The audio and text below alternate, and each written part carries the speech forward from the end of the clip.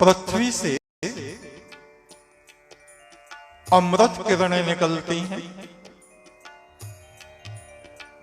चंद्रमा से अमृत किरणें निकलती हैं, सूर्य से अमृत किरणें निकलती हैं, अग्नि से, जल से, वायु से अमृत किरणें निकलती हैं और साथ ही कुछ विष किरणें भी निकलती हैं।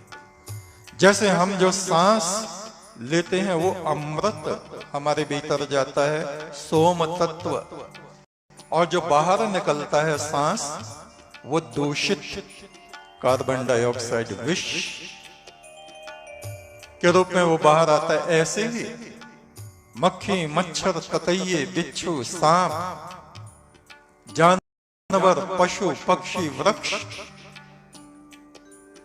ईश्वर की जो सहस्त्र धाराएं बरसती हैं इस प्रकृति पर अमृत के रूप में, वो सब उसको अमृत में ग्रहण करते रहते हैं और अपने भीतर से विष छोड़ते रहते हैं।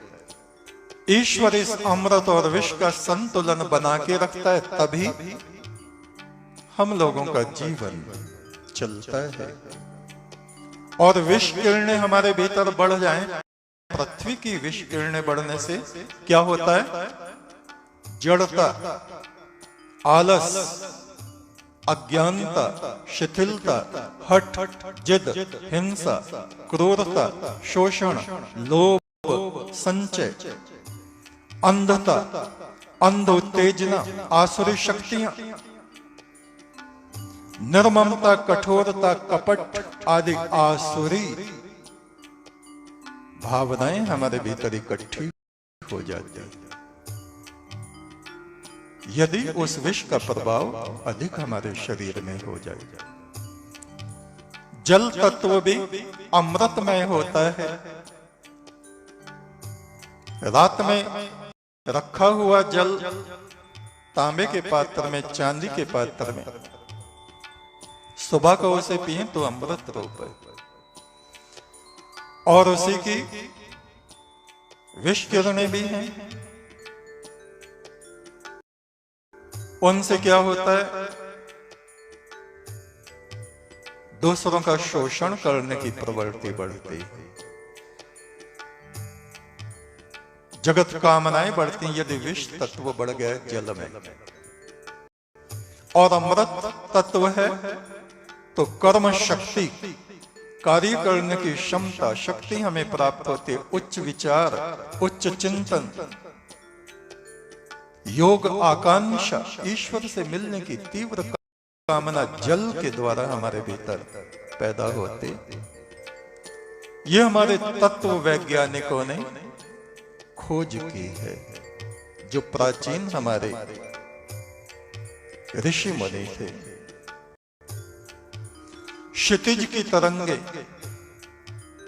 आकाश की तरंगे हमारे भीतर स्थिरता को पैदा करती है। विष किरणें, आकाश के विष किरणें भोग वृत्ति को पैदा करती हैं, उदासीनता को पैदा करती हैं, जीवन शून्य जैसा दिखने लगता है यदि विष किरणें बढ़ जाए। किंतु अमृत किरणें हमारी आत्मा को ऊर्ध्व में ले जाती हैं, हमारे जीवन को कलात्मक बनाती हैं, ईश्वरीय प्रेम और अमृत से हमें भरती हैं। पृथ्वी तत्व की विष किरणों को बहुत से तांत्रिक किस तरह से प्रयोग करते हैं दूसरों का हानि पहुंचाने के लिए। उनके भीतर के कपड़े जिसमें पसीना लगा हो, अधोवस्त्र जिसमें मलमूत्र के छींटे चिपके हों, लगे हों, गंध हो, उसको लेके अर्धरात्रि में जलाएंगे। उड़द डालेंगे, सरसों डालेंगे, वे किरणें विष युक्त होकर के जिसका वो शरीर है उस शरीर को ढूंढ लेंगे और उस पे हानिकारक प्रभाव बनाएंगे। ये विज्ञान है, टोने टोटके नहीं, विज्ञान।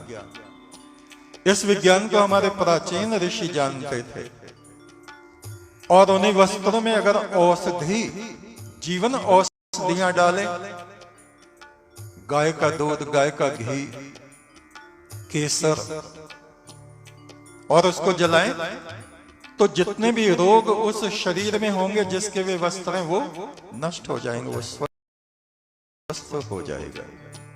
ऐसा भी है। ये सारा संसार किरणों पर आधारित है।